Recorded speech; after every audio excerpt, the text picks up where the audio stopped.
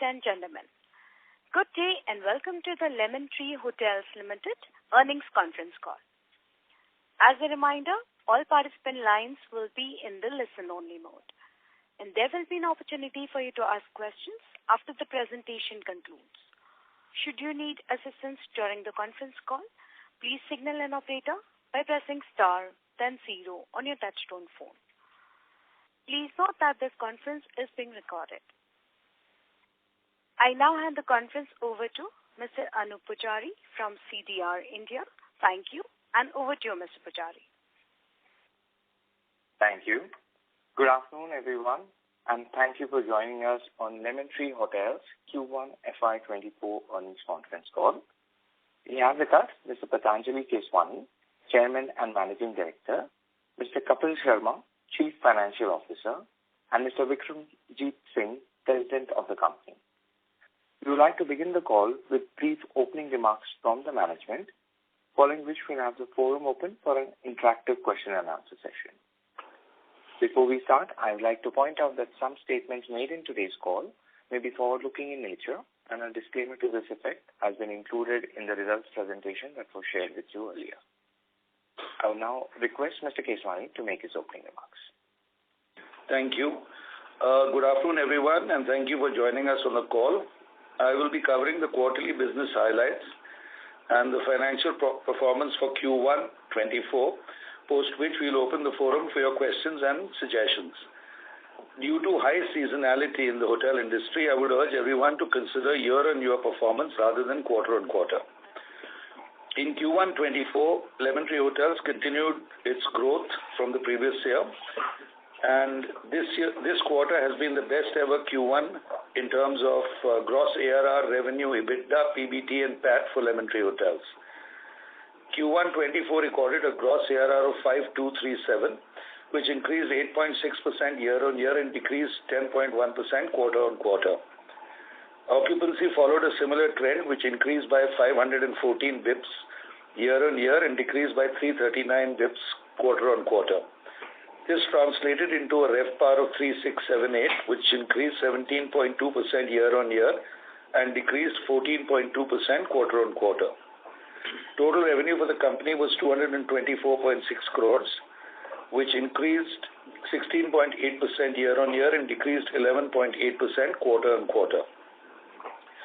The net EBITDA margin for the company in Q1 stood at 47.6%, which decreased 60 bips year-on-year and decreased by 815 bips quarter-on-quarter, owing to the increase in variable and fixed costs as well as planned increases in renovation expenses.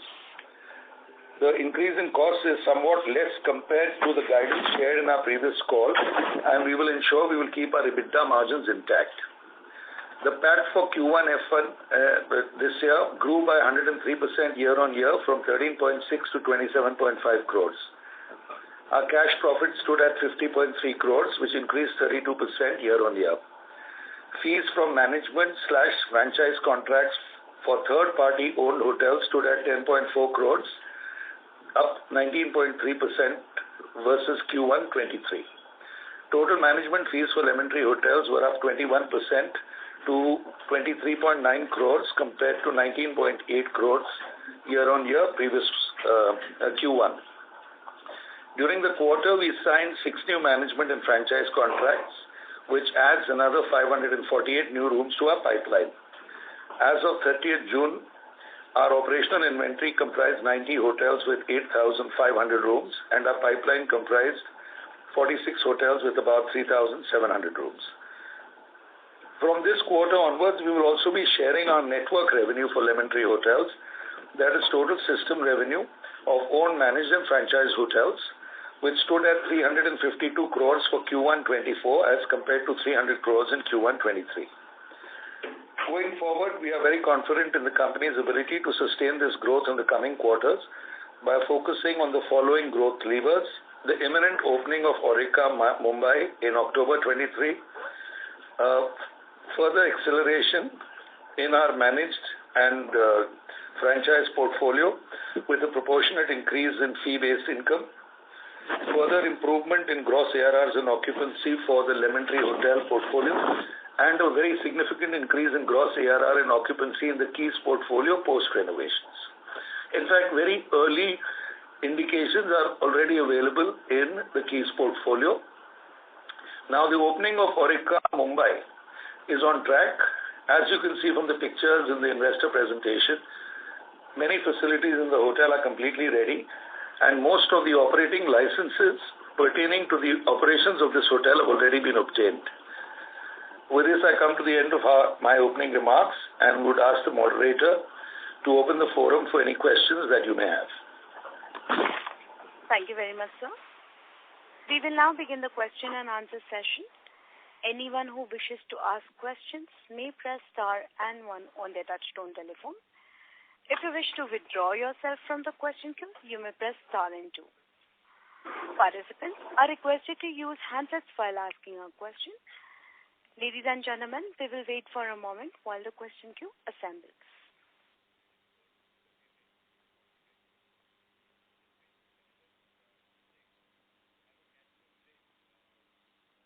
We'll take the first question from the line of Archana Gude from IDBI Capital. Please go ahead.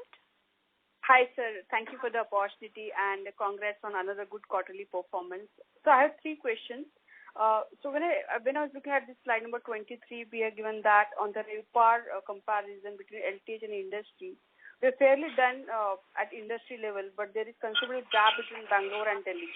How we should read these numbers, sir? You're talking slide 13. 23, sir. Okay. No, I think it's slide 13 in the heading. Sure. Okay. So how we should read the numbers for Bangalore and Delhi? The basic thing is that a very large portion of our inventory in Bangalore is the Keys portfolio. And the Keys portfolio is really economy stroke, entry level, mid-scale.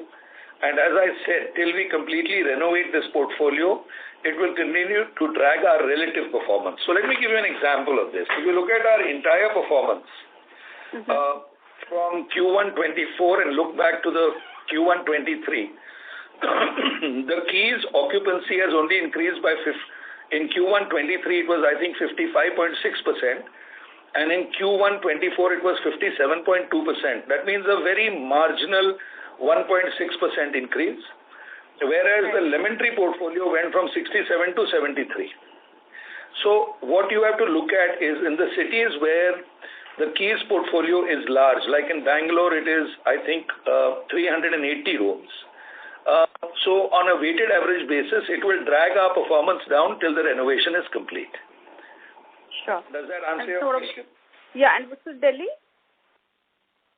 Delhi is because you're looking at industry, and in Delhi, 70% of the industry is 5-star deluxe. So I think they have had a better ability to reprice. But we see, our focus was very simple, Archana. In the last financial year, our focus was reprice. Right. Okay. So from the mid-market segment perspective, our repricing was actually, if you look at that RevPAR, it is much, much more significant than everybody else. We repriced in 2 slabs, so ultimately our new ARRs were 50% over pre-COVID. As a result, the bottom 15-20% of our demand fell off. And as I had mentioned in earlier conference calls, we were looking at building back the occupancy after the price increase. So what you are seeing now is the rebuild of the occupancy in Q1 this year, which is historically the weakest quarter. This occupancy increase, you will find, will continue in Q2, and I can say categorically we will do significantly better in Q2 than in Q1 as far as occupancy goes. However, ARR growth will not be the way it was in the previous year, so it will be, as you can see, about 8%. And that is what we will continue to target on a quarter-on-quarter till we hit H2. At H2, of course, we will reprice significantly because by then we will have built the demand back to pre-COVID at those much higher prices. Right. So that answers. So secondly, on this corporate segment, though it has gone down on YOY basis, Is that the conscious call by the management that let's increase the retail portion so that, that will overall aid the margin expansion, etc.? Absolutely. Because if you look at corporates are, because they are bulk buyers, they are the most price sensitive, and this is why I have said, also in earlier conference calls and even in our 5-year vision that we want to increase the retail side of our business, to in fact 66% of our total demand in the next 4 years. So just to give you a number, Q1 this year versus Q1 previous year, our corporate RPD fell by 100 RPD, 100 rooms per day. But our others increased significantly. This is because it's a conscious decision that when you increase prices, there is a planned churn, which means you keep taking out the most price-sensitive segments and replace them with higher-paying segments. So you see that in the overall occupancy, and what I would urge you to look at is not corporate as much as the overall room nights that we are doing, and this is fundamentally a reflection of our shift in focus to driving our brand awareness rather than simply going as vendors to large corporates. Right. And sir, on new management contracts, how we should see the traction going ahead? Overall we're talking about demand-supply mismatch and everything. So should we consider 6 to 7 hotels on quarterly basis should be added on management contract? Yeah, so I've given some broad targets. So as I said, by the end of this year, we hope we will have about 10,500 rooms operational in our inventory. But, it is a little difficult while we are signing very aggressively. In fact, the latest JLL reports say that Taj, Marriott and Lemon Tree were the three highest acquisition of management contracts in this quarter. We are going to aggressively continue, but what I think I would urge all of you who are listening on this call to take into account is that openings are very often not in our hand, because it may be that the person doesn't get licenses on time, the owner of that hotel, or has a temporary funding problem, or there are some design issues or some issues relating to construction. So that is a bit out of our control. But what you are seeing, I think, is a trending, and you will find that there will be something like a hockey stick growth in our inventory after another 6 months. Once we hit 10,500, then it will start accelerating, because the hotels we are signing today will start getting operational, from next year onwards. Sure, sir. So thank you and all the best, sir. Thank you, Archana. Thank you. We'll take the next question from the line of Nihal Mahesh Jham from Nuvama. Please go ahead. Yes, thank you so much. Good afternoon, Mr. The first question was, you mentioned about... Mr. Jham, your audio is feeble. We are not... I'm so sorry. Am I audible now? Yes, sir. This is better. Please proceed.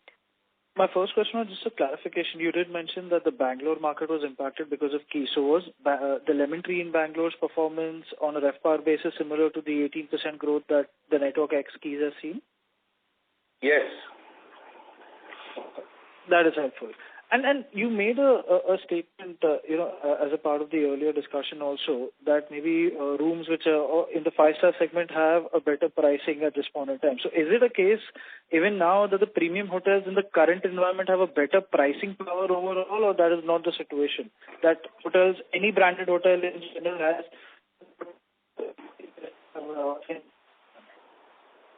Sorry, your voice faded again. I'm so sorry. Is this audible now? Sir, may we request you to come to the network area and talk, please? Your voice is breaking. Hello? Yes, sir, this is better. Please continue.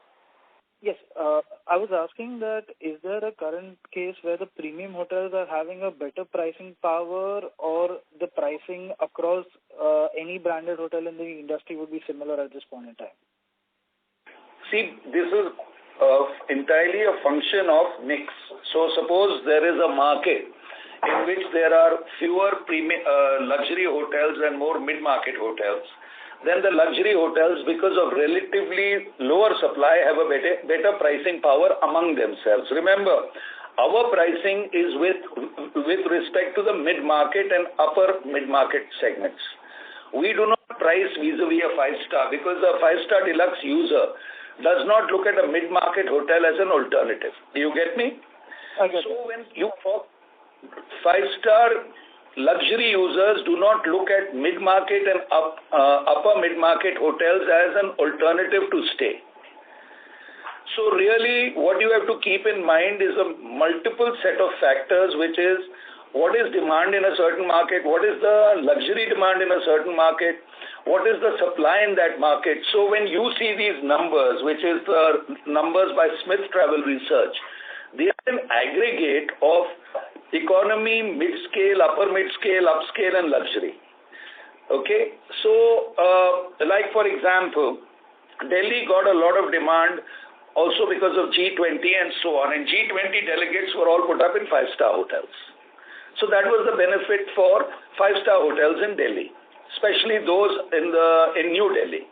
So this is just a comparison to show you how we performed on an all-India basis. But when you look at cities where there is this demand-supply mismatch within price segments, then we may show a lower number compared to the aggregate, because maybe they were, the 5 stars drove the pricing in that market because of demand for 5 stars. So I would not generalize. I would rather say look at micro market conditions, and from that perspective I would say look at the all India performance, because that is the annualization that the aggregation that you see, which is on the extreme left of that slide that we put forth. Got that. This is very clear. Just one final question was, I think there's a case of the CCPS being converted. What will be the stake for APG after the conversion happens? 41%.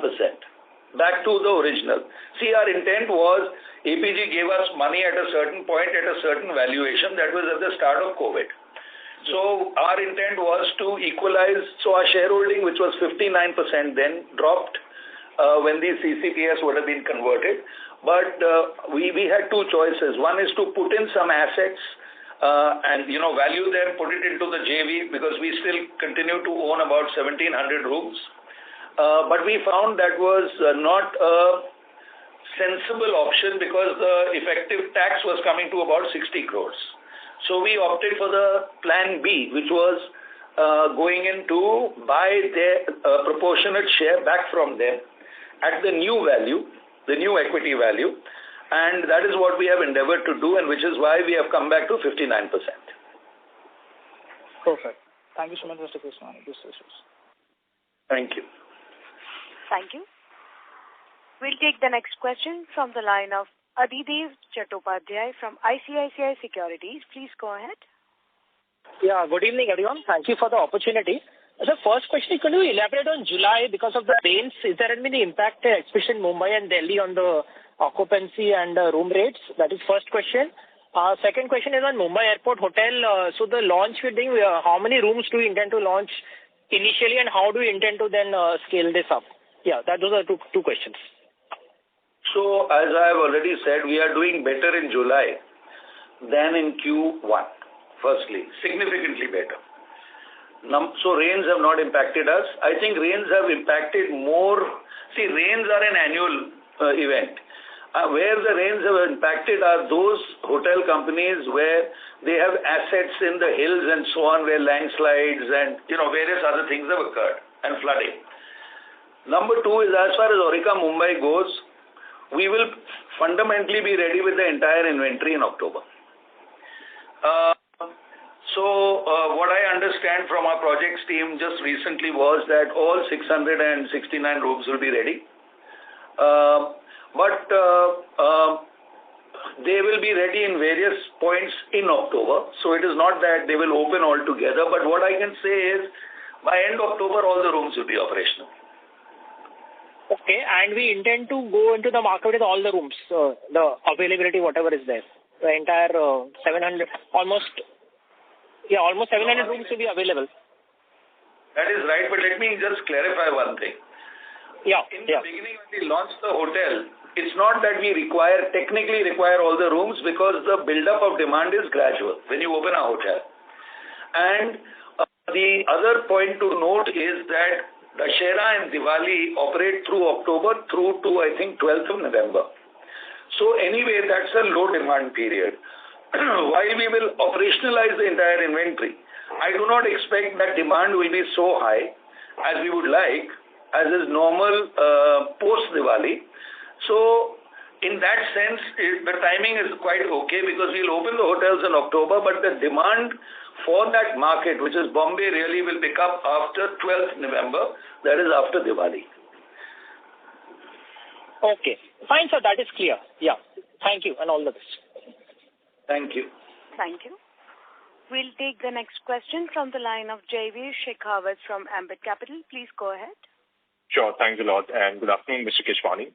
So, regarding your Mile property itself, the Aurika one, so one, I want to understand about your strategy here in terms of the overall pricing as well as the way you look to launch that property during this first full year of operation. Now, in the slide and earlier calls, you've mentioned that the conservative estimate is around a 12,000 room rate and about 75% occupancy. But even today, if I see a comparable hotel like a JW Marriott Sahar, I mean, the rates are far ahead of that. So could you just talk about how you would approach, how would your strategy be during the first year of operation? Would you want to keep the rates lower in order to penetrate that market faster and then possibly take the rate increase in second year? That is normally the situation, Jai, but let me explain. We opened our first hotel in Bombay, which is the Lemon Tree Premier, a little before COVID, so really we had no time to stabilize it. So the way to look at it is that hotel, which is a 300-room hotel, really became operational on a normalized basis only after COVID, which was in April last year. So let me give you an interesting example. When we launched that hotel, we launched at, I think, 6,250, and we were doing 50-60% occupancy, and gradually, at that price point, we built up demand and then repriced. So if you look at the Lemon Tree Premier Mumbai today, and I'm giving you July figures, we are doing 90% occupancy at 8,400 rupees. This is in off-season in Bombay with 300 rooms and a Lemon Tree Premier. Typical demand pricing difference between a LTP and a 5-star hotel is in Bombay is about 4,000 rupees. So if you look at the two 5-star hotels, deluxe hotels we will be competing with Aurika, it will be fundamentally ITC Maratha and JW Marriott. They are currently priced, at least on the retail side, at anywhere from 12 to 20,000 every day, depending on demand. This is, I'm talking July. While I have given a number in our last presentation that this is what we expect Aurika to do, let me also say it is a conservative number. I think I have said we'll do about 170 crores EBITDA, and we are very, very, very sure we will do better than that. So this is a ramp up. What you are asking me is how will we do in the next 6-7 months? It will be a gradual ramp up. Even the Lemon Tree Premier, as I said, last year was doing 6,000 and this year is doing 8,500, and the occupancy is now 90%. So I expect Aurika Mile will go through a similar progression, and next year will be, I am very sure, a game changer for us from the perspective of this hotel alone. Right. Because in the presentation, I think you had put in FY26, because I believe you might be able to even achieve that in FY25 itself. And sir, could you also talk about how much would be the F&B share? Because you've also got big banqueting facilities here, the events space as well. So difficult to predict, but typically in a hotel, see, our normal multiple is whatever the room revenue is. So the difference between us and say a 5-star hotel is that in 5 stars, 55% of the revenue is room revenue and 45% is food and beverage and other revenue, which is why their average EBITDA margins are in the low 30s. In our case, our business model is that we are fundamentally selling rooms. So in our case, 75% of our revenue typically is rooms and 25% is food and beverage and others. So that is why we are able to get to north of 50% EBITDA margin. Now in Aurika, Mumbai, because of the large convention facilities, we expect that instead of 75-20, it will be closer to maybe 68-32, roughly there. So that's our broad expectation, but of course it's a function of how the market needs convention facilities, how we compete there, and so on. Understood. And sir, regarding what the numbers that you've reported for your Aurika Hotels portfolio, so we have seen about a 11% year-on-year decline in ADRs. So is that an early sign of softness in leisure demand, given international and outbound travel has already started picking up? See, if you read commentaries by travel companies, they are saying clearly the revenge travel part of the pickup has gone. And what you will now see is gradual increase in travel demand due to I think more in terms of general economic growth and mid-market aspirations and so on. So that jump up in leisure demand which occurred last year has significantly moderated. Now coming to Aurika, Udaipur, let me give you an interesting number. According to STR in Udaipur, the occupancy of Udaipur in Q1 was about 40%. And we had a 10% premium on it. So from a RevPAR perspective, actually, we do not see ourselves competing with an Uday Vilas or a Lake Palace or a Leela. We compete with the next level, which is the lower level Tajes and Tridents and so on. We have outperformed all of them. So it's a good sign for us. There is huge acceptance, and I think what will be quite a shocker for everybody will be the performance of Aurika in H2, because the preliminary bookings tell us that it will be enormously profitable in Q3 and Q4. It has already booked, I think, 15 weddings, which is buyouts of the hotel, and typically each wedding gives us over 1 crore of rupees in EBITDA. So just from the wedding perspective, we'll earn 16 crores in EBITDA in H2, excluding normal demand, which is also very high in winter. Right. So that's great to hear. Last question on your management and franchisee fees. So how do you see their scale 3 years out and also contribution to your EBITDA, especially in light of the recent hirings that you've done from Choice Hotels in order to scale up this business?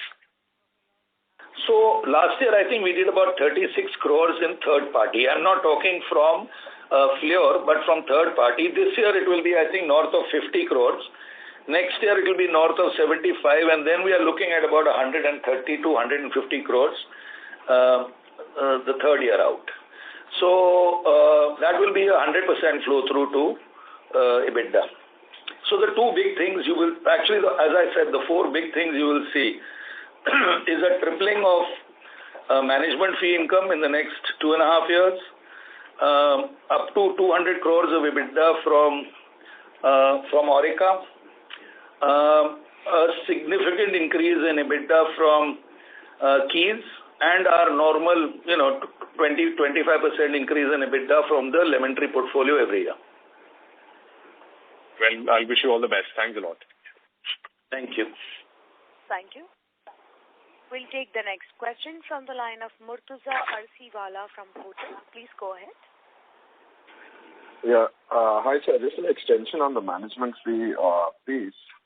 How should we think of the management fee from Fleur, both from an accounting perspective? Does it get eliminated fully on consolidation? And from an economic interest, should we think of it as the 40% that APG owns as, our economic interest in the incremental management fee? That's part one. And the second is just to understand, you just talked about a 100% pass-through of management fee to the EBITDA. Typically, any cost associated with, having this managed hotels sort of set up in place, any cost, or it's essentially just sort of setting out the brand that we have? Okay, Murtuza, to come back to the first point, our fees are netted off on a console. So while they get to Lemon Tree standalone, they are in the consolidated, they are netted off. Now coming to the second point, which is fees of Fleur. Well, we own 59%, but we take 15% of the EBITDA as management fees. So effectively, we get 6% out of Fleur, out of APG is 40. So our economic interest is 65.6%, if I remember right, and our shareholding is 59. As far as management fees goes, you see, beyond the office setup that we already have with the fixed costs, we are not adding more people. So, in fact, yesterday to our board, our business development head, Mahesh Iyer, made a presentation that 1 year ago, he used to go out to try and pick up one query every 2 or 3 days. Today we are getting, and this is what he told the board, 4 queries a day. So, part of the reason that our costs have increased, in fact, that's why I said going forward it will be a 100% flow through. A part of the reason our payroll costs have gone up, as you will see in Q1 this year versus Q1 the previous year, is that we've not only hired the Choice top management team, we've also got some more people into our business development side and into our pre-opening side. So we basically built the infrastructure to start adding hotels very aggressively. And I think, Mahesh, what do you feel? How many hotels will you sign this year? We'll sign about 40 hotels this year. We'll sign 40 hotels more this year.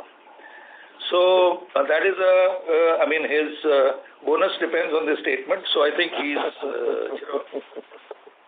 So you will see a massive, actually, a hockey stick from perspective. Just if you could give me an approximate ballpark as to, what would be the infrastructure or basic cost setup, if you have a number in mind, that drives this entire management fee revenue, the cost. I understand the operating leverage that you can scale up significantly with the same cost, but what would that cost be if you could put a number to it? You mean all in per annum? Including the entire team, I would say about 8 crores, 9 crores. Okay. Good enough. Thank you so much, sir. Thank you. Thank you.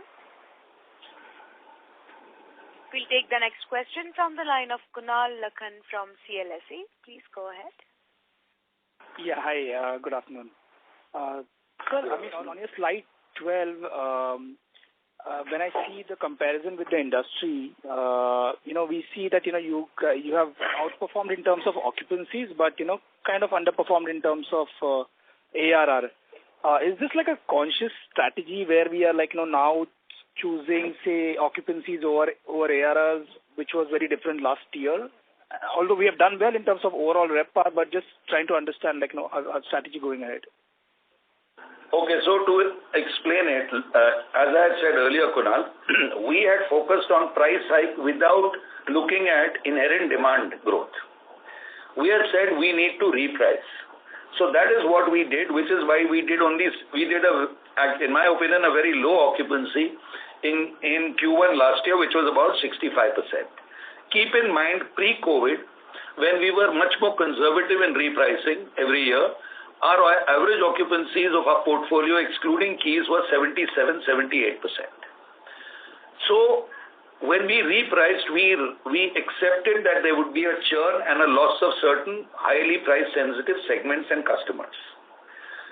I had also said, I think a couple of earnings calls before, that we will now focus on building demand back at this new price level.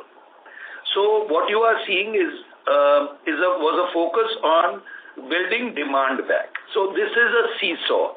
Ultimately, what we want to achieve is superior RevPAR performance. Sometimes it is a focus on ARR, on average rate. Sometimes it is a focus on occupancy. And when times are good, it just both come together in a double whammy. So times are not yet good because international travel, which typically contributes 10% of our demand, has not really come back. It is still less than 40% of pre-COVID. But when that happens, like in Q2, I think we are already at, about 74% occupancy. And we have still maintained the increase in rates. So I am pretty confident that in H2, all of this will weave together. We will start hitting occupancies of, close to 80% at much higher ARRs. And that was the ultimate objective. So it's a step-by-step process. Sure. And just a follow-up on that. So in the earlier interactions, you had highlighted that you expect ARR growth of about 10 to 15% over the next 3 years. Would you still hold that guidance with the current strategy that we are adopting? I would say 15%, north of 15%. Okay, great. My second question was on the margin side. We have seen some increase in fixed costs and some renovation costs also. How much of this would keep recurring? And again, on the margin guidance also, you had highlighted about 50% plus EBITDA margin. Would that continue? Yes, of course it will. We have said that. I've said that in my remarks also. So think of it this way. Typically in our business, that is in Lemon Tree, our fixed costs are fixed unless we decide to change them. But variable costs at the current mix of rooms and food is about 23%. So if you look at Q1 as the example, revenue went up 32%, 32 crores year on year. So you can safely say that the variable cost increase was 7 crores. So that is 7. But the total expense increase was 18 crores. And I'm going year on year. Okay. And I'm excluding, of course, stamp duty, which we paid last year in Q1. So the variable cost increase, as I said, was 7 crores. Increase in renovation was increase in fixed cost was about 8 crores. Renovation last year also we had started doing fairly aggressively in our Lemon Tree portfolio, but this year we have started doing it also in Keys. So that was another 3 or 4 crores. We reduced some expenses elsewhere, and that was adjusted in the pre-operative expenses for Mile Aurika, which was written off in the P&L. Although others were capitalized, a certain portion was pre-operative expenses for Mile Aurika. So when you add this, the increase in variable costs, the increase in renovation costs, the increase in fixed costs, and the increase due to pre-operative expenses, and reduce the savings in costs elsewhere because of our renewable focus and so on, overall you will find that the increase in expenses was 18 crores. So this really means that now you are seeing the new level of fixed costs for Lemon Tree, which includes the increase in our business development team, which is the question Murtaza asked me. And now going forward, one would expect that going into Q2 and onwards, most of the increase in revenue will flow through, or at least 65-70% will flow through to EBITDA, unlike Q1, where 14 crores only went through from revenue to EBITDA. Does that answer the question? Yeah, it does. Thanks so much. And my last question was on slide 13. Our Mumbai and Gurgaon portfolio are doing really well compared to the industry. What are we doing differently in these markets that is benefiting us? These are segments here. So Mumbai hotel has really taken off. We have a huge retail demand, high recognition of the brand. I'm happy to see that. Gurgaon corporates have, we were less dependent in Gurgaon on IT and more dependent on MNCs and pharma companies and financial institutions and so on, and those have all come back to normal. So it's the IT markets which are still somewhat dealer, which is why Pune has not really taken off. Bangalore has definitely, especially the Keys portfolio, which was very largely dependent on IT, has not yet taken off. And part of the reason is also the fact that these are very old hotels and in desperate need of upgrade. And similarly with Hyderabad. So while in Hyderabad we have done much better than the India average, we have not done as well as some of the five-star hotels there. Sure. Thank you so much and all the best, sir. Thank you. Thank you. The next question is from the line of Sumant Kumar from Motilal Oswal. Please go ahead. Yeah, hi. So my question is for employee expense. It is increased even QOQ from Q4 23 to Q1, and Q4 and Q3 is a peak season. And so can you talk about the reason about that, or churning in the industry, the employee cost inflation for the lemon tree as well as industry? I cannot tell about the industry, Sumant. But what I can tell you is that if you look at Q1 this year and Q4 the previous year, which is actually the closest comparison, the increase is only 3% or 4%. The real increase is between Q1 last year to Q1 this year, when we beefed up our business development team. And obviously this is like an investment, although it is coming in the P&L.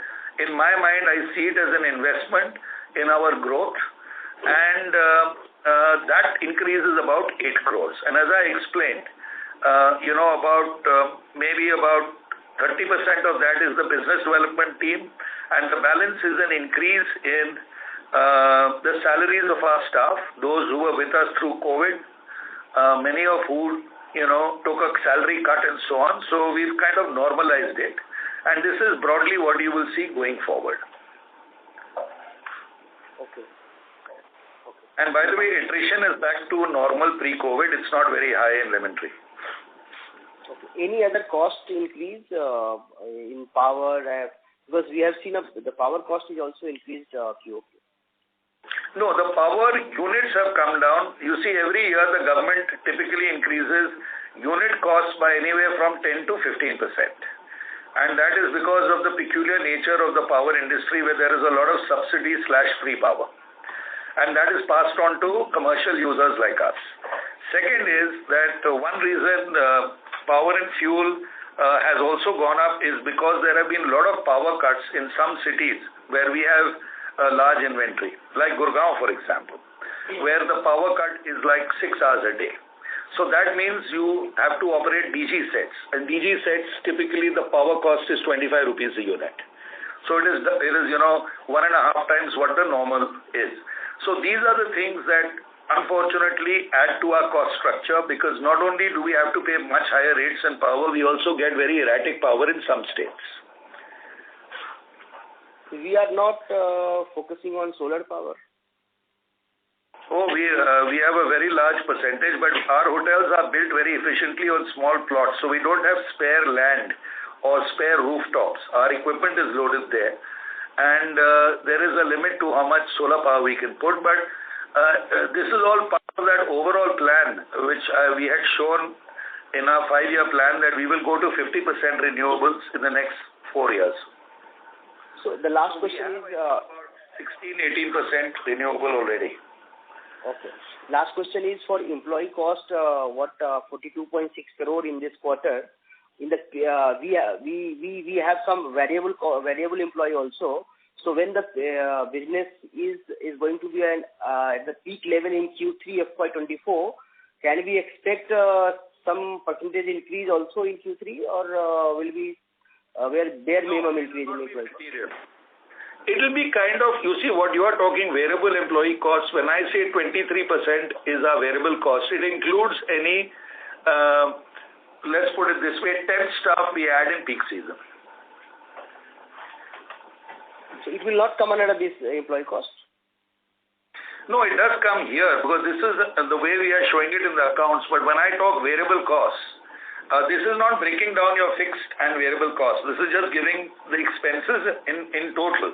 What I'm trying to say is your permanent employees are your fixed costs, your variable, your temp employees typically are variable costs. Okay. Thank you. Thank you so much, sir. Thank you. Thank you. We'll take the next question from the line of Aishwarya Agarwal from Nippon India Mutual Fund. Please go ahead. Thank you very much. I'm sorry to interrupt, Mr. Agarwal. May we request you to use your handset? There is a static on the line, sir. Is it clear now? Yes, sir. Please proceed. Yep. So just want to know, I understand in the call that you said July month we are doing far better than the first quarter. Can you explain that, please? I told you we are doing 74% occupancy. And sir, what has happened which has led to improvement in ARR in the month of July versus the previous quarter? No, I am talking July occupancy is an absolute number. ARR is a function of year on year. So we are doing better than the previous year. I don't have offhand the numbers, how it is doing in the first 11 days versus the last month. But overall, it is interesting that for the hotel industry, typically Q2 is the worst quarter. But for Lemon Tree, Q2 is better than Q1. And so that's encouraging for us. I think what's changed is that we have started operationalizing a lot of our digital transformation efforts. We have generated an entirely new way of doing sales, which is completely tablet-based. And if I remember right, about 100 salespeople across 9 cities have been retrained. And it's a very interesting new way of doing sales because at least our salespeople tell us that it's revolutionary. And I think you will start seeing that the results of that come through in our occupancy. And as I said, this digital transformation effort is focused on revenue, on rate, on retail rates, on sales, and on processes. And I think in the next 6 months, they will have a significant impact on our cost structure also. So this is that BCG assignment we have been doing.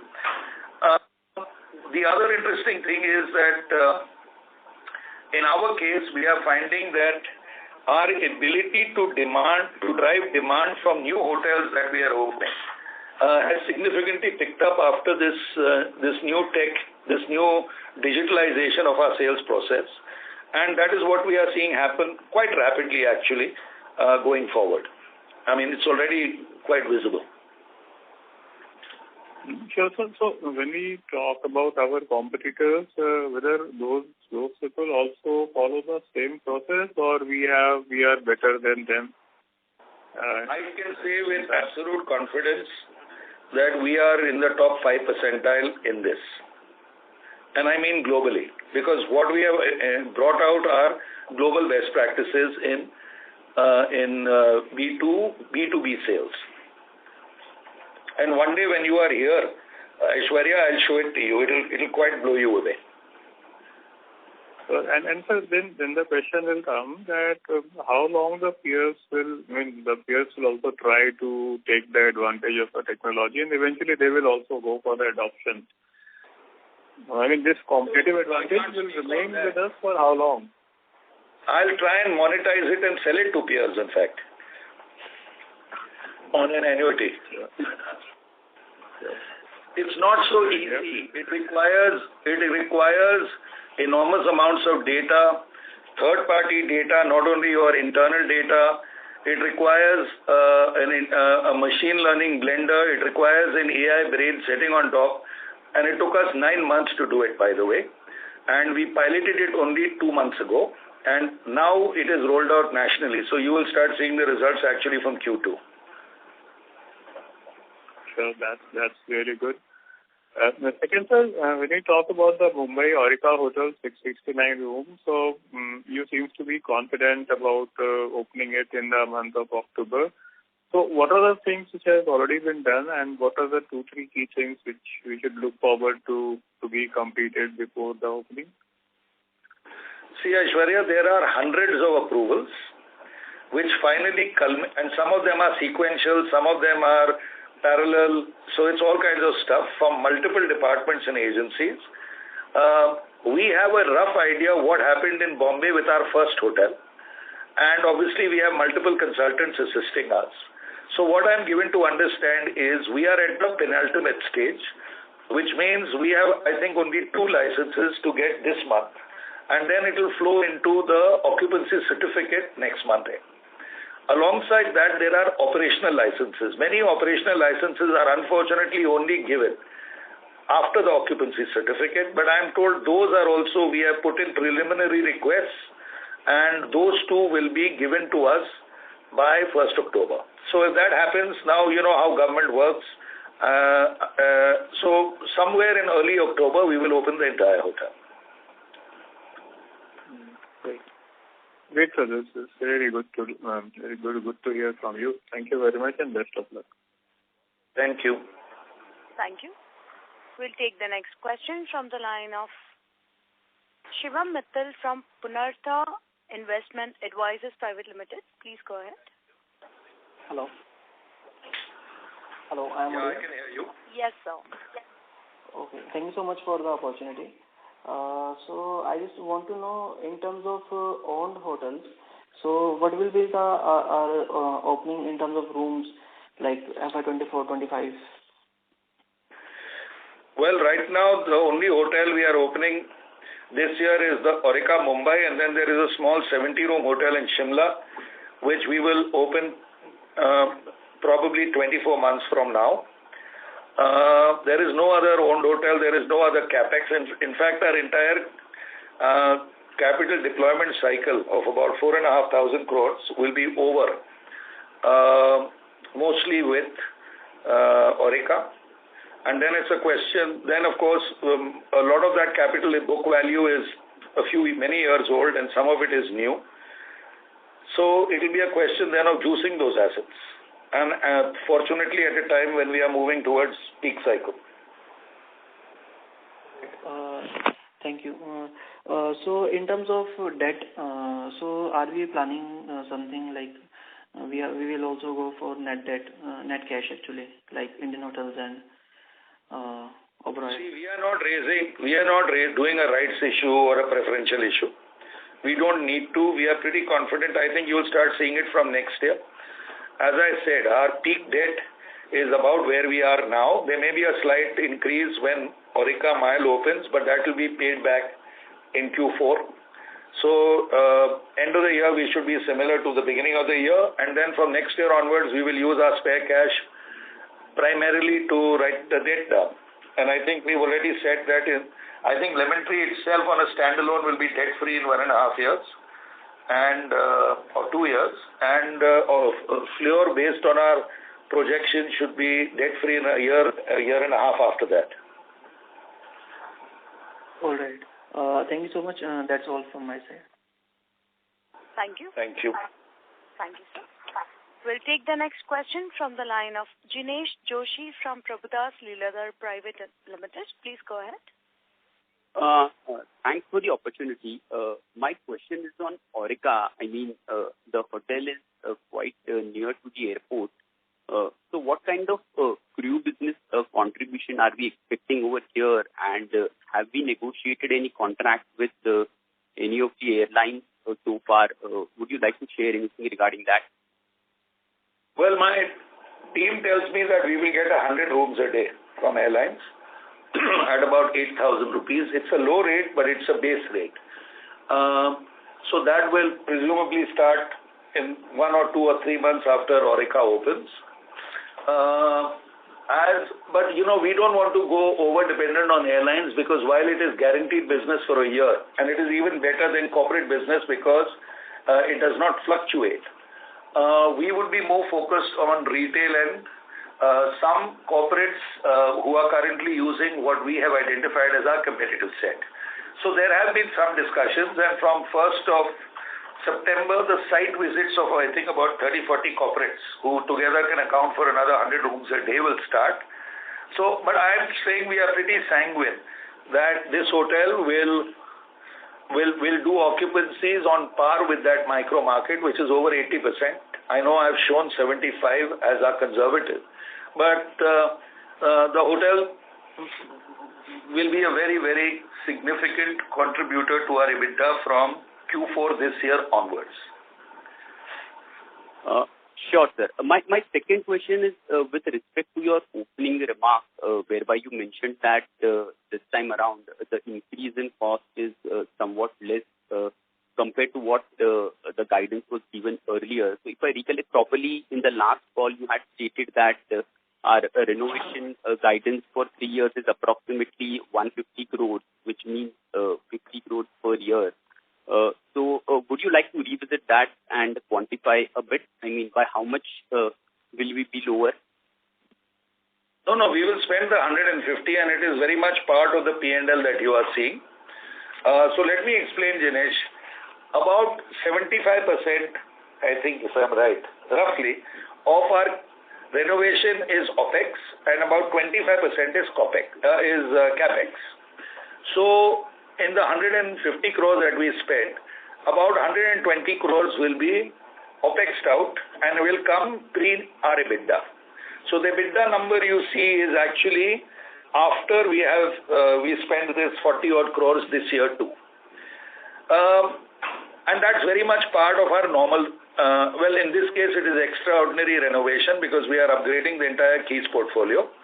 And from a cost perspective, what I had said earlier was that, about if you take a revenue of 200-250 crores, about 5 crores, 6 crores is the incremental cost in our renovation per quarter this year. So that is broadly what I had said. So that I think some analysts assume to mean that our EBITDA would be 2.5% less because naturally there is a 5 crore increase in costs. But what I mentioned in my opening statements was that there were certain other costs that we were able to A, control, B, we managed to increase our revenue enough that the EBITDA margin was not significantly impacted. In fact, it was only 60 bips less than Q1 last year. I know that we showed 45.7, but that included stamp duty last year. If I remove stamp duty, last year we did 48.2%, and this quarter we did 47.6.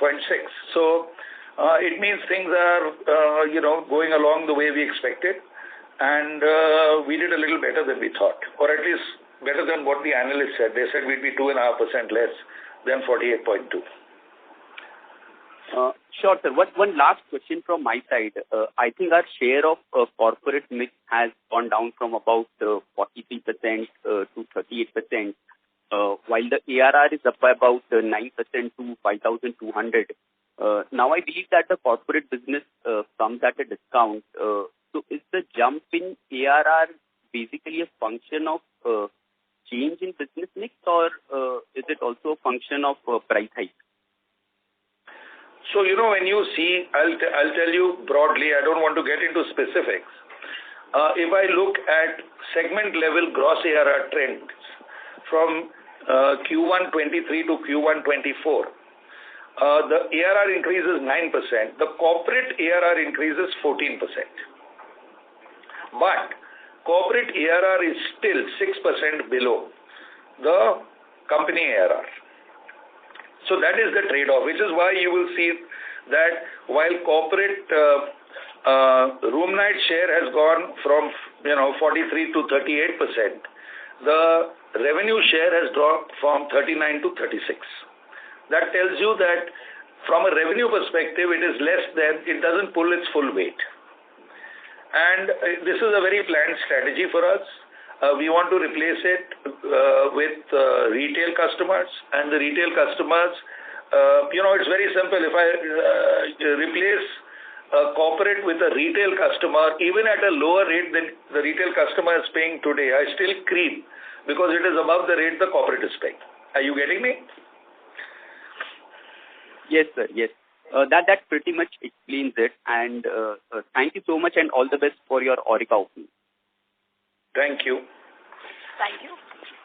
We'll take the next question from the line of Riya Mehta from Equitas Investments. Please go ahead. Thank you so much for giving me the opportunity. My first question is in regards with Aurika Mumbai. So are we looking at demand from things like weddings, because our Aurika brand in Udaipur is much more for all leisure activities? So would we see the contribution from these segments increasing for Mumbai?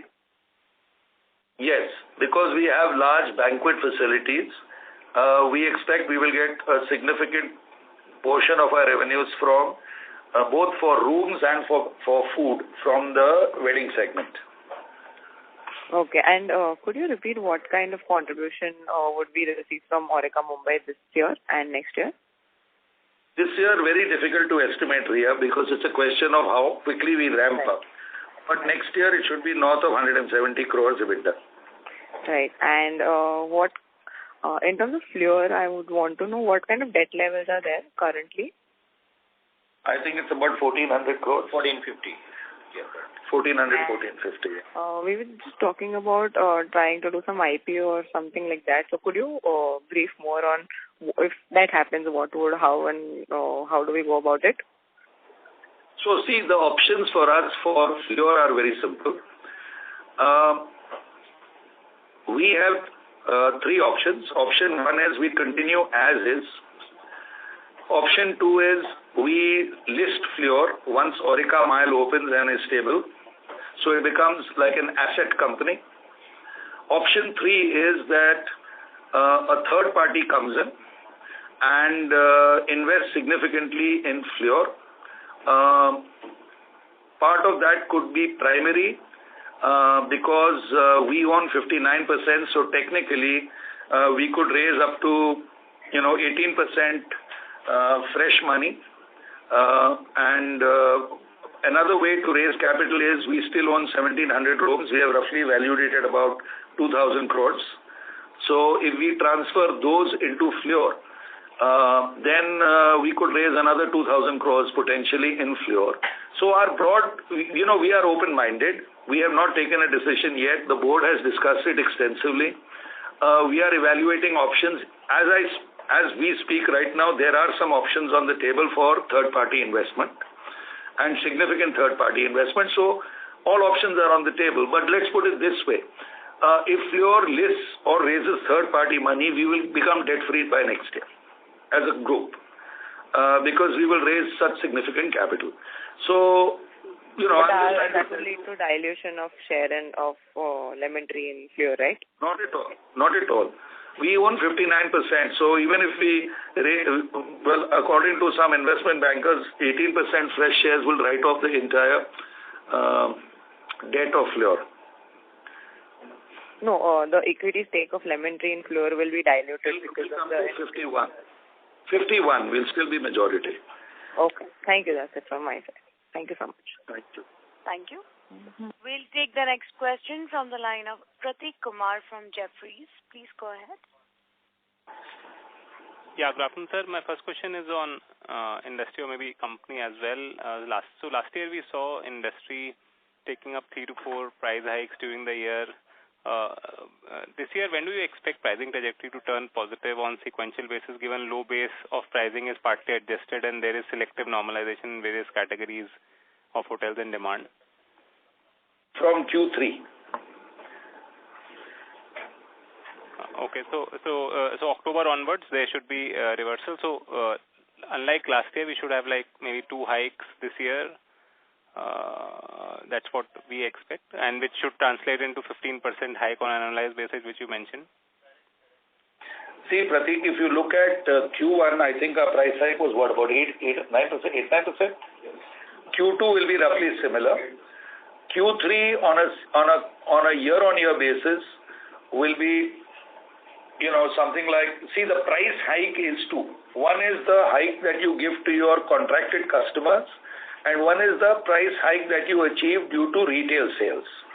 So my expectation is that, and typically retail sale repricing is very high because whenever you get full, you price like some people asked me recently that, is it true that your hotel in Ahmedabad is priced at 35,000 rupees? I said yes, because that's what happens when events happen or high demand periods occur. It's something like airline pricing.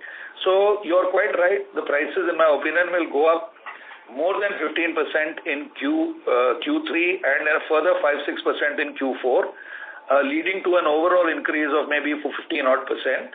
But this will be led primarily by retail pricing. Right. Okay. And when you mentioned in the various growth drivers we have for the year, and you said 25% increase, not for the year, but maybe for a couple of years. You said 25% increase in EBITDA from Lemon Tree portfolio. This means is on the back of higher occupancy and pricing. That's what you meant? That's right. Okay. And just last question. Let me explain that to you. If we take our group revenues up by, let's assume our EBITDA is, our revenue is 100 rupees and our EBITDA is 50 rupees as the owned portfolio, Lemon Tree Hotels. A 25% hike in EBITDA translates in rupee terms to a 12.5 rupee increase on the current 50.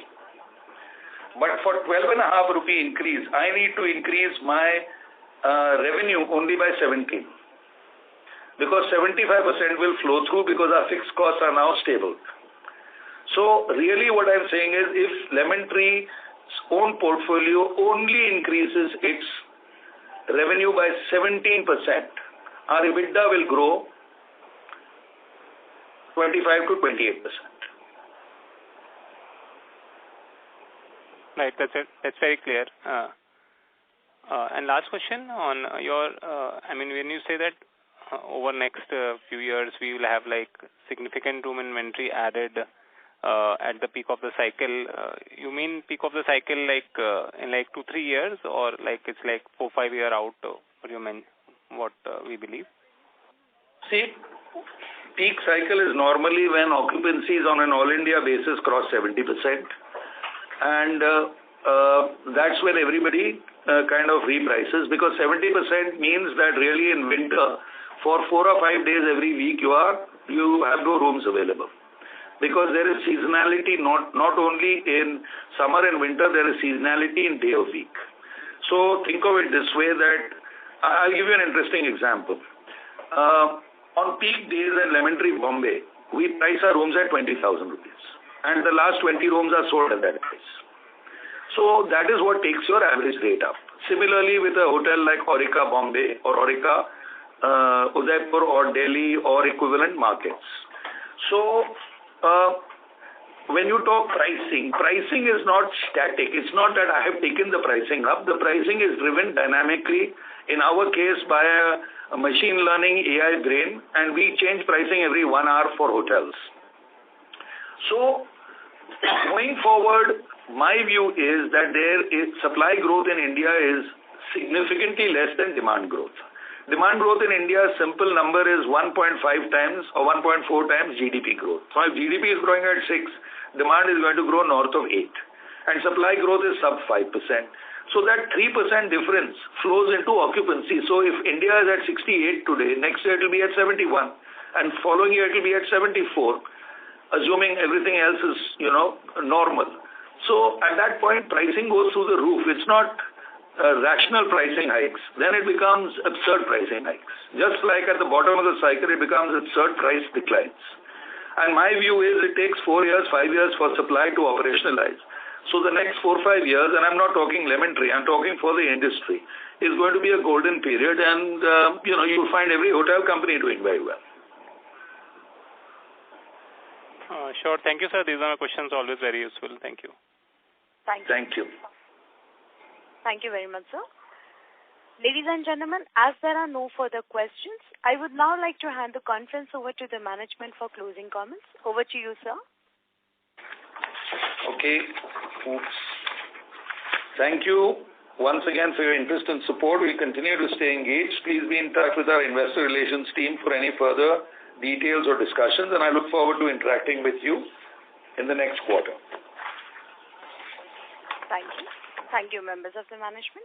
Ladies and gentlemen, on behalf of Lemon Tree Hotels Limited, that concludes this conference. We thank you for joining us, and you may now disconnect your lines. Thank you.